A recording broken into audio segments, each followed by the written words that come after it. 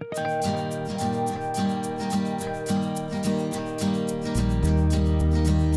here at King's Daughters Orthopedics and Sports Medicine.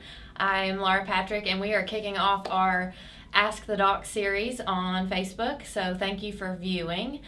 Each month we will have a topic related to orthopedics or sports medicine, and we want to provide you with some education. This month the topic is concussions, so I'm joined by Dr. Andy Gilliland, sports medicine physician, who is the guru of concussions.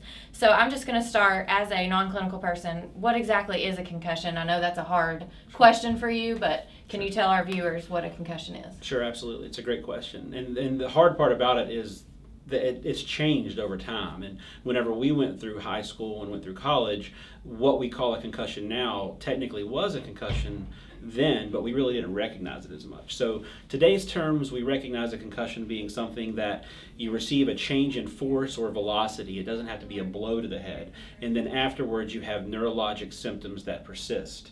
Those symptoms may be headaches, lightheadedness, confusion, light sensitivity, sound sensitivity. There's a wide array of symptoms that may be there, but the kind of gist of it nowadays is if you have a change in velocity or a possible blow to the head, and you have these symptoms, that may be suggestive of a concussion. And if you have those concerns as a parent or as an athlete, we encourage you to get checked out. It doesn't have to be in the sports medicine office, but at least by your local primary care practitioner or in an urgent care setting. Okay, and I know our sports medicine practice is growing, and you've been a key part of that with athletic trainers on the field and concussion testing with the local schools. Sure.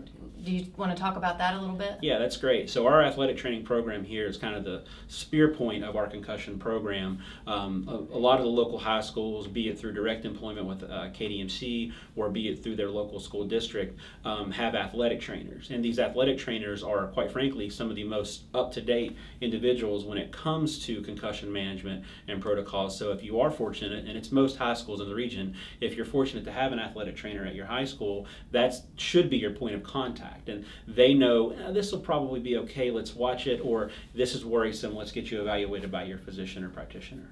So how long are athletes out when they have a concussion, or is it based on the individual? Well, there's no right answer to that question. Okay. It really is, every concussion is different, but some generalities, rules that we use is if there are individuals above the age of 13 and it's a first-time concussion, it's not uncommon for that to be a 7 to 10 day window. If they're under the age of 13, just because they're youths, it's harder for them to report their symptoms and harder for them to comprehend what they're going through. It's not uncommon to see a 10 to 21 day window. Now, there are plenty of kids that are younger that get better quicker, and there are plenty of kids that are older that take longer to get better. So concussion care is really individualized nowadays. Okay.